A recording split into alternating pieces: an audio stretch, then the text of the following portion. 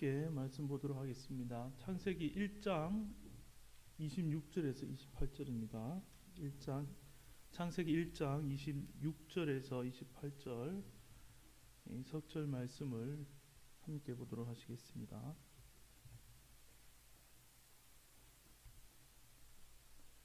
합독해서 함께 읽겠습니다. 하나님이 이르시되 우리의 형상을 따라 우리 모양대로 우리가 사람을 만들고 그들로 바다의 물고기와 하늘의 새와 가축과 온 땅과 땅에 기는 모든 것을 다스리게 하자 하시고, 하나님이 자기 형상 곧 하나님의 형상대로 사람을 창조하시되 남자와 여자를 창조하시고, 하나님이 그들에게 복을 주시며 하나님이 그들에게 이르시되 생육하고 번성하여 땅에 충만하라. 땅을 정복하라. 바다의 물고기와 하늘의 새와 땅에 움직이는 모든 생물을 다스리라 하시니라. 아멘. 명절 우리 연휴가 시작되었는데 우리 아멘의 모든 가정 가운데 하나님이 주시는 또 은혜와 또 건강과 또 안전한 시간이 되어서 주 안에서 복음을 나누고 하나 되는 귀한 명절 될 수 있기를 주님의 이름으로 먼저 축복드립니다. 네, 우리 김상현 목사님이 갑자기 제가 설교 올라가는데 창세기 다시 시작하냐고 이렇게 묻더라고요. 제가 창세기를 1장 읽으니까 오늘 주제와 맞춰서 하기 위해서 본문을 이곳으로 정했습니다. 지난주에 오후 예배 때 설교한 내용이 기억나십니까? 네, 괜찮습니다. 설교한 저도 잘 까먹습니다. 지난주에 어떤 말씀을 드렸냐면 하나님과의 친밀한 교제가 중요하다. 그것에 대해서 말씀을 나누었습니다. 하나님께서 우리를 지으신 가장 중요한 목적 중에 하나가 하나님과 친밀한 사랑의 교제를 나누기 위해서 우리를 만드셨다. 그 내용을 말씀드렸고요. 또 하나님과의 친밀한 교제에 방해되는 것이 무엇이었습니까? 사탄으로 말미암아 인류 가운데 죄가 들어왔는데 하나님께서 그 죄를 어디서 해결하셨습니까? 십자가에서 하나님 편에서 온전히 해결하시고, 그리고 누구든지 예수 안에 있으면 무엇이 없다고 했습니까? 하나님 보실 때 예수 안에 들어온 모든 자는 다 정죄치 않는다. 그래서 하나님의 원래 목적이었던 하나님의 증거가 다시 이루어졌다. 이런 말씀을 드렸습니다. 그러므로 이 은혜 안에서 우리는 하나님과도 이미 화목하게 되었고, 또 성도와 성도 안에서도 우리끼리는 볼 때 네가 옳냐 내가 옳냐 이렇게 싸울 수밖에 없지만 예수 안에 들어오면은 다 은혜를 입은 자로 동일하기 때문에 화목하게 되었다. 이 진리의 말씀을 늘 마음에 간직하시고 살아가는 우리 성도님 다 되시기를 주님의 이름으로 축복합니다. 오늘은 이어서 하나님의 동역자라는 제목으로 말씀을 한번 나누고자 합니다. 사람과 사람 사이도 친해지면 어떻습니까? 자주 만나게 되고 교제를 하면서 많은 이야기를 나누게 됩니다. 친하다는 것은 그만큼 내가 내 속에 있는 이야기들을 많이 할 수 있다는 것이죠. 그래서 나 이야기를 많이 하게 되고, 또 시간이 지나면서 점점 상대방의 얘기도 많이 듣게 됩니다. 그러면 저 사람이 어떤 인생을 살아왔구나, 또 왜 저렇게 행동하는지, 또 저런 말을 하는지, 또 어떤 성격을 가졌는지 알게 됩니다. 시간이 지나면서 서로에 대해서 많이 알게 되죠. 그런데 이제 이 친한 것을 넘어서서 이제 이 수준을 넘어서서 사랑을 하게 되면 어떻게 되겠습니까? 그때부터는 내 삶이 바뀌게 되는 것입니다. 사랑을 하면 그 사람과 늘 이제 함께 있고 싶어지게 되고 또 연합하고 싶어집니다. 그래서 사람들이 결혼을 하게 되는 것이죠. 결혼을 한다는 것은 삶이 바뀌는 것을 의미합니다. 삶의 또한 방향이 바뀌는 것을 의미합니다. 이전에는 그와 내가 친해도 그는 그의 인생의 길을 가고 나는 나의 인생길을 갔는데, 이제 사랑하고 결혼을 하게 되면 둘이 하나의 삶을 살게 되는 것이죠. 특별히 우리는 성경 말씀에 보면 누구의 신부입니까? 예수님의 신부이지 않습니까? 그래서 우리의 신랑 되신 예수님과 사랑을 하고 또 우리가 구원받고 연합되면 신랑 되신 예수님의 마음을 듣고 예수님의 소원을 듣고 우리의 온 삶으로 동참하는 예수님의 신부의 삶으로 우리의 삶이 바뀐다는 것이죠. 많은 사람들이 하나님과의 이 친밀한 교제를 오해하는 경우가 있습니다. 그냥 교회 나와서 하나님과 친밀한 교제, 기도 시간을 교제하면서 나의 어떤 마음 힘듦을 그냥 말씀드리고 나의 어떤 영적 만족이나 평안만을 구하기도 합니다. 물론 우리는 하나님과의 친밀한 교제 안에서 그것들을 충분히 누려야만 합니다. 그러나 단지 그것만으로 끝나버린다면 우리는 하나님과의 더 깊은 교제로 나아갈 수 없는 것이죠. 우리는 하나님께 힘들면 나와서 이렇게 좀 친해진 것 같은데 또 살만해지면 어떻게 되냐면 그 친교의 자리를 금방 벗어나서 자기 욕심에 붙들린 삶으로 돌아가곤 합니다. 그러므로 우리는 하나님과 지속적으로 교제하는 가운데 하나님의 마음, 하나님의 소원이 무엇인지 알고 온 삶으로 동참하는 것으로 우리의 발걸음을 옮겨야 합니다. 하나님께서 우리 인간을 만드신 목적 중에 친밀한 교제를 넘어서서 하시고자 하신 일이 무엇이냐 하면 오늘 우리가 읽은 1장 창세기 1장 26에서 28절을 보시면 나옵니다. 제가 한 번 더 빠르게 읽어보도록 하겠습니다. 하나님이 이르시되 우리의 형상을 따라 우리의 모양대로 우리가 사람을 만들고 그들로 바다의 물고기 또 하늘의 새와 가축과 온 땅과 땅에 기는 모든 것을 다스리게 하자 하시고 하나님이 자기의 형상 곧 하나님의 형상대로 사람을 창조하시되 남자와 여자로 창조하시고 하나님이 그들에게 복을 주시며 하나님이 그들에게 이르시되 생육하고 번성하여 땅에 충만하라 땅을 정복하라 바다의 물고기와 하늘의 새와 땅에 움직이는 모든 생물을 다스리라 하시니라. 하나님은 온 우주 만물을 만드신 창조주시고 주인이시죠. 근데 특별히 오늘 말씀 끝에 보시면 특별히 하나님은 모든 생물, 생명의 주인이다 이렇게 말씀을 하고 있습니다. 천지 창조를 보면 그 안에 온갖 생명들이 나옵니다. 식물의 생명, 또 이 땅의 동물의 생명, 또 사람의 생명을 지으신 것을 보게 됩니다. 하나님은 이 모든 생명들을 다 소중하게 생각하고 사랑하고 계시며 이 생명들이 다 숨쉬고 살 수 있는 여건과 환경을 조성하시고 마지막에 하나님의 형상을 따라 사람을 남자와 여자로 이렇게 지으셨습니다. 하나님께서 왜 사람을 지으실 때 성을 하나만 두시지 굳이 이렇게 많은 분란을 일으키도록 남자와 여자로 만드셨을까 이런 생각들 해본 적이 있으실지 모르겠습니다. 하나님께서 왜 사람을 남자와 여자로 만드셨을까요?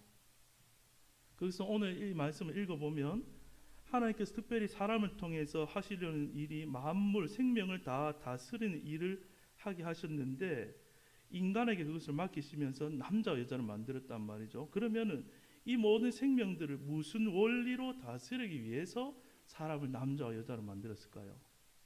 제가 질문에서 힌트를 많이 드렸는데 무슨 원리로 이 다스려야 될까요? 인간이 바로 사랑의 원리로 인간이 그 생명들을 다스리기 위해서 남자와 여자를 만드시고 또 서로 반하게 하셔서 이는 내 뼈 중에 뼈 살 중에 살이로다 하면서 사랑하고 아담과 하고 연합해서 그 사랑으로 모든 것을 다스리게 하시려고 이 만물을 그렇게 남자와 여자를 만드셨습니다. 그러나 안타깝게도 사탄이 있는데 사탄은 목적이 무엇입니까? 이 하나님이 만드신 생명들을 파괴하고 죄가 지배하고 다스리기를 원하는 것입니다. 사단의 가장 큰 특징이 무엇이냐면 항상 높아지고자 하는 것입니다. 하나님이 아닌 존재가 하나님의 자리까지 계속 높아지고자 하는 것이 바로 사단의 속성입니다. 창세기 3장에 보면 사단이 인간에게 어떻게 유혹했습니까? 네가 이 선악과를 먹으면은 누구처럼 된다고 했습니까? 네가 하나님처럼 높아질 것이다. 하나님처럼 될 것이다. 그래서 이 죄인된 인간의 본성 속에는 끊임없이 높아지고 싶은 마음이 있어요. 만족하지 못하고. 그래서 누가 나를 조금이라도 이제 높여주면 기분이 어떻습니까? 붕 뜨고 또 누가 나를 찔러서 조금이라도 내가 생각하는 것보다 낮추면 어땠습니까? 기분이 막 엄청 상하고 그런 거예요. 왜냐하면 우리 본성 속에 이미 원죄가 들어와가지고 어떻습니까? 높아지고 하는 본성이 있는 거예요. 그래서 조금만 높아지면은 이렇게 사람이 뜨고 또 누가 나를 낮추면 못 견디는 것입니다. 누가복음 4장 5절에서 7절에 보면 사탄이 이제 예수님을 시험하는 장면이 나오죠. 사탄이 이렇게 얘기합니다. 마귀가 또 예수를 이끌고 올라가서 순식간에 천하만국을 보이며 이르되 이 모든 권위와 그 영광을 내가 너에게 주리라. 이것은 사단이 하는 말입니다. 이것은 내게 넘겨준 것이므로 내가 원하는 자에게 주노라. 그러므로 네가 만일 내게 절하면 다 너의 것이 되리라. 두 번째 아담으로 오신 예수님에게 사탄이 선악과 때 했던 것처럼 그렇게 동일하게 시험합니다. 하나님은 사람을 처음 창조하셨고 다스리는 모든 권세를 처음 인간에게 주셨지만 사단이 말한 것처럼 그 권세가 누구에게로 넘어갔습니까? 죄가 들어옴으로 말미암아 그 다스리는 권세가 사단에게 넘어간 것이죠. 그래서 성경은 사탄을 여러 말로 표현하는데 이 세상의 신이다, 또 이 세상의 임금이다, 또 공중 권세를 잡은 자라고 사탄을 그렇게 명칭하고 있습니다. 여기서 우리가 생각해 봐야 하는 것은 하나님도 그렇고 사탄도 그렇고 육체가 없습니다. 육을 갖고 있지 않으므로 하나님도 사탄도 그 뜻을 이 만물 가운데 드러내고 나타내려면 어떤 통로가 필요한데 그 통로가 필요하기 때문에 인간이 절실하게 필요한 것이죠. 그런 의미에서 인간이 어떤 위치에 있냐면 하나님의 형상으로서 하나님이 그 속에 다스리시면 하나님의 일을 하고 이 땅 가운데 하나님이 어떠하시면 나타내는 통로로 쓰임받게 되고, 사탄에게 속아서 죄의 다스림을 우리가 받으면 사탄이 이 세상에 하길 원하는 일들을 하게 되는 통로가 되고, 사탄의 어떠한 것들을 인간을 통해서 이 세상에 그 죄가 나타나게 된다는 것입니다.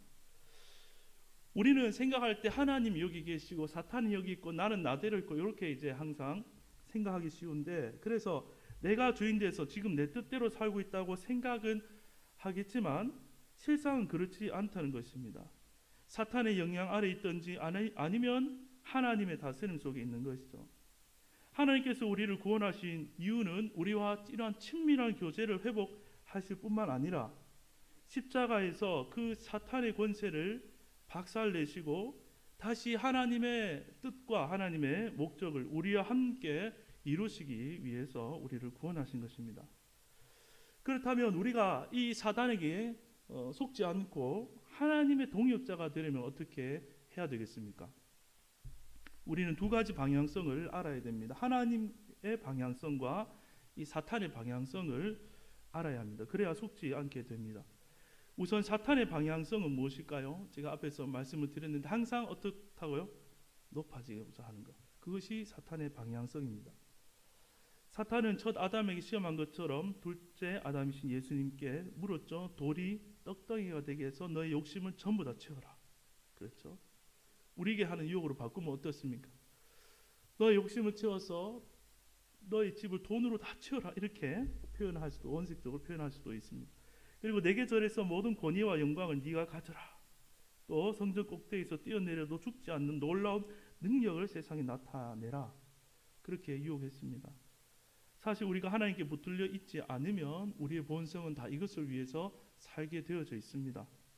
돈과 권위와 영광과 또 어떤 우리 삶의 능력을 가져서 어딜 가든지 높아지기 위해서 우리가 살게 되는 것이죠. 그리고 이것이 내 뜻대로 안 되면 인생이 계속 괴롭다고 하는 것입니다. 예전에 제가 다른 교회 청년으로 있을 때 한 새신자가 우리 청년부에 왔습니다. 저보다 나이가 한 10살쯤 많았어요. 제가 그때 한 20대 중반이었고 그 새신자 총각 청년이 10살 많으니까 한 30 중반 되는 형님이었습니다. 근데 저는 이제 교회 이제 리더하고 있었고 이제 새신자는 같이 1대1 성경 공부를 하게 됐어요. 교재를 펴고 공부를 하는데 나온 내용이 인생의 헛됨에 대해서 나왔어요. 전도서에 솔로몬이 한 말을 인용되어 있고, 솔로몬이 하나님 주신 모든 부귀 영화를 다 누려보고 또 궁에 몇 명의 아내가 있었습니까? 1000명의 아내가 있었거든요. 그래서 1000명의 아내도 다 거느려보고 하는 말이 아시죠? 헛되고 헛되다. 그래서 인생은 헛되다고 성경이 말합니다. 교재에 그렇게 되어 있었어요. 근데 이 청년이 하는 말이 그것을 듣고 제가 말 안 해도 아시겠죠? 무슨 말을 하냐면 야 너무 부럽다 하면서 내 인생도 좀 헛되봤으면 좋겠다. 나 아직도 여자를 35이 될 때까지 한 명도 못 사귀어 봤는데 이거 너무한 거 아니냐고 그 질문을 제가 정말 당황했습니다. 또 어떤 분이 교회에서 간증을 했는데 자기 사업이 잘 돼가지고 막 완전 한순간에 사업이 너무 잘 돼가지고 수십억 수백억을 막 단기간에 막 벌었답니다. 그래가지고 하나님 또 모르고 막 이렇게 세상에서 높아져가지고 살다가 한순간에 쫄딱 망하고 그가 하나님을 만나게 되었고 또 예수님을 만나게 되었습니다. 그래서 야, 하나님 앞에서 내가 그때 그렇게 높다고 생각했는데 그것 아무것도 아닌 먼지와 같은 인생이고 예수 만난 지금이 너무 훨씬 더 행복하고 좋다고 그렇게 고백을 했는데 문제는 앉아있는 성도님들의 마음의 생각이 하는 말이 무엇이겠습니까? 야, 포인트를 거기에 두는 것이 아니라 어떻습니까? 야, 나도 한번 그렇게 망해봤으면 좋겠다. 그러면서 일단 그 돈 나도 좀 만져보고 좀 망해봤으면 좋겠다. 다 힘드니까 그런 생각을 하겠죠.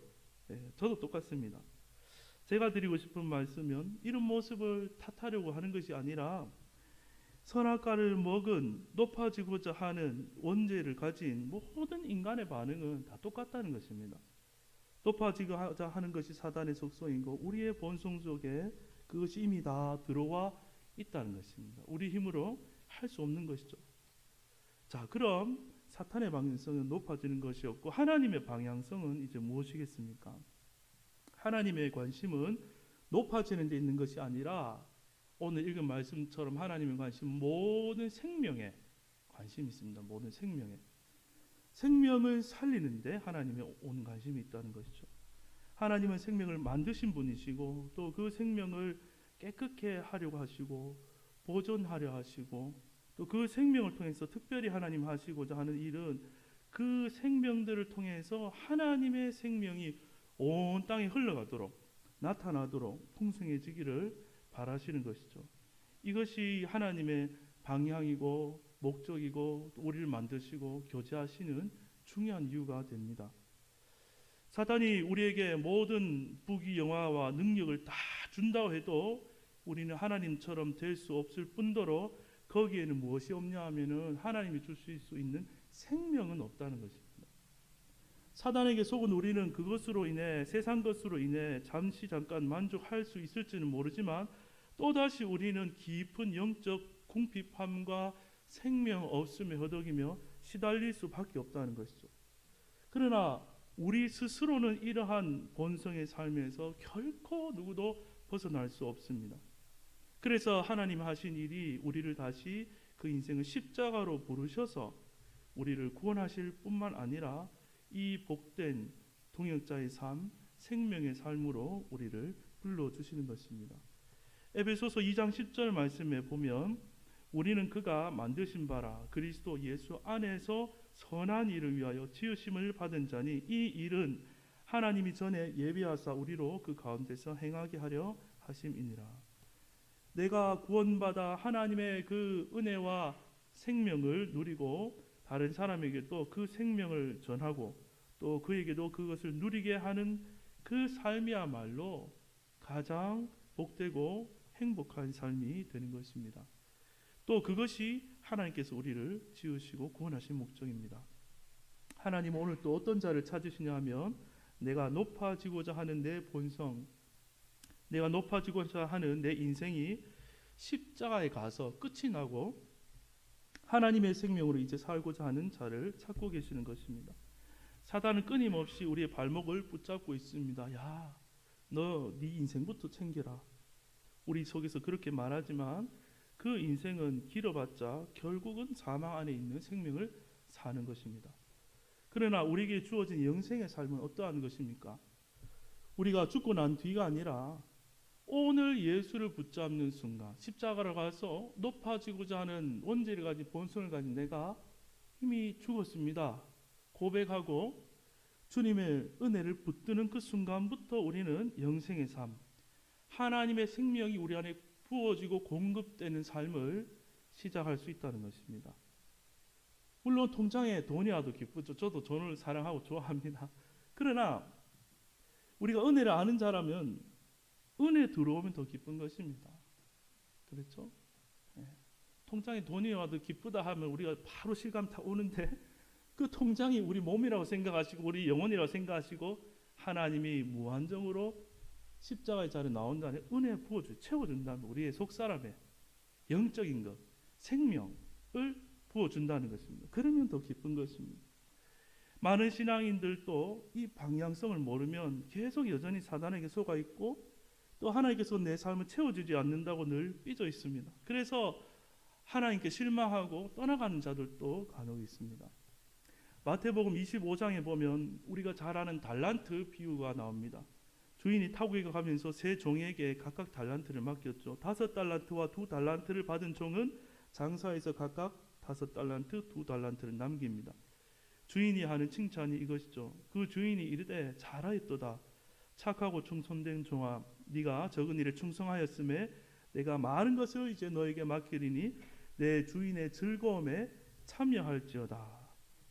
여러분, 5달란트 남긴 자나 2달란트 남긴 자에게 한 칭찬이 동일하다는 거 아시죠? 그러면 자, 1달란트 받은 자가 1달란트만 남겼다면 똑같이 그도 동일한 칭찬을 받았을 것입니다. 이유가 중요합니다. 이유가 무엇입니까? 종으로서 주인의 일에 참여하는 인생을 살았기 때문에 그는 그 주인의 즐거움에 참여하는 것입니다. 하나님께는 얼마를 남겼느냐가 전혀 중요한 것이 아니라 네가 나의 종으로서 삶으로 나와 함께 동행하며 동참하였느냐, 그것을 묻고 있는 것이죠. 그런데 이 마태복음 25장의 1달란트 받은 종의 모습을 살펴보면 어떻습니까? 마태복음 25장 18절을 제가 읽어드리겠습니다. 1달란트 받은 자가 가서 땅을 파고 그 주인의 돈을 감추어 뒀더니 아예 주인의 일 자체에 동참을 하지 않았습니다. 또 24절과 25절을 읽어보면 1달란트 받은 자는 와서 이르되 주인이여 당신은 굳은 사람이라 심지 않은 데서 거두고 해치지 않은 데서 모으는 줄을 내가 알았으므로 두려워하여 나가서 당신의 달란트를 땅에 감추어 두었나이다. 보소서 당신의 것을 가지셨나이다. 이 종의 가장 큰 문제점은 무엇입니까? 일단 자기 주인이 어떤 주인인지 모른다는 것입니다. 그리고 그는 자기 위치인 이 종의 정확한 위치에서 이탈해 있다는 것입니다. 그리고 종이 주인을 두고 불의하다, 잘못되었다고 종이 주인을 판단하고 있습니다. 자, 하나님을 떠난 죄인의 그 자리를 떠난 죄인의 모습이 이와 똑같은 것입니다. 나를 창조하신 하나님을 보지 못하고 있습니다. 내가 처음 지음받은 피조물에 있다는 것도 모릅니다. 그러면서 하나님을 향해서 내 인생을 바라보며 불의하다고 하나님을 판단하고 있습니다. 그 결과가 30절에 보면 이 무익한 종을 바깥 어두운 데로 내쫓으라. 거기서 슬피 울며 이를 갈리라. 여러분이 볼 때 여러분 이 땅에서 잘 되고 높아지고 칭찬받고 능력 있고 많은 사람들이 박수 쳐주는 그런 인생을 우리는 다 바라게 되는데 하나님의 동역자의 삶을 여러분은 어떤 마음으로 이렇게 바라보게 됩니까? 하나님이 마치 내게 오셔서 하나님 동역자가 되면 모든 것을 빼앗아가고 엄청난 희생을 요구할 것 같은 혹시 그런 생각을 갖고 계시지는 않습니까? 하나님이 부당하게 또 보이십니까? 그런 마음이 든다면 이미 우리는 사단에게 인생 자체를 속고 있고 또 계속 높아지고자 하는 이탈한 자리에 있는 인생인 것입니다. 우리의 본 위치에 서게 되면 사실 모든 것이 자동적으로 감사할 수밖에 없게 되는 것입니다. 왜 그렇습니까? 우리는 피조물이지 않습니까? 하나님께서 존재하지도 못할 우리들을 이미 존재하게 하셨잖아요. 존재적 감사가 살아날 수 있죠. 모든 피조물 가운데 또한 하나님의 형상인 사람으로 우리를 지어서 존재하게 된 것에 우리는 감사하고 또 하나님께서 우리는 하나님을 알 수 없는데 하나님이 다가오셔서 말씀하셔서 우리는 하나님을 알게 되었지 않습니까? 그리고 예수 그리스도를 우리의 구원자로 알게 되었고 구원받았고 영생을 받지 않았습니까? 우리가 감사할 것밖에 더 있지 않겠습니까? 아마 5달란트 받은 이 종이나 2달란트 받은 종이나 똑같은 마음으로 일을 했을 것입니다. 주인에게 그저 감사하며 내가 몇 달란트를 받았든 또 내 인생에 무슨 일을 맡기셨든 다 주인의 것임을 알고 즐겁게 일했을 것입니다. 설령 이들이 최선을 다했지만 그 달란트를 더 불리기는커녕 또 거두지 못했을지라도 잃어버렸을지라도 주인의 성품을 알기에 열심히 일했을 것입니다. 적극적으로 주님과 동행하는 삶을 살았을 것이란 것이죠. 이제 말씀을 정리하고 마치도록 하겠습니다. 여러분은 지금 인생을 누구의 종으로 살아가고 있습니까? 내가 주인 된 것 같고 내가 다 하는 인생 같지만 여전히 높아지라고 하는 사단에게 속아서 오로지 많아지고 높아지는 데 마음을 두고 살지는 않습니까? 또 눈앞에 우리를 두렵게 하는 현실 때문에 하나님 아버지를 의심하며 내가 다 해결하려고 아등바등 살고 있지는 않습니까? 여러분, 내가 주인이 되고 내가 하나님이 되어버리면 내가 다 책임져야 되기 때문에 그 삶에는 결코 안식이 주어지지 않는 것입니다. 그리고 우리는 하나님이 아닙니다. 우리는 하나님 만드신 피조물이고 하나님의 형상으로 지음받은 하나님의 자녀임을 꼭 기억하시기 바랍니다. 날마다 우리를 살려주신 그 십자가를 바라보며 죽을까 염려하는 삶이 끝났음을 성령 안에서 보게 되기를 주님의 이름으로 축복합니다. 아무 힘도 능력도 없는 먼지와 같은 우리들이지만 그러한 우리와 하나님이 늘 함께 하셔서 우리는 하나님의 생명으로 영원히 살고 있는 것입니다. 뿐만 아니라 하나님과 이제 교제하며 하나님의 동역자로 사는 것입니다.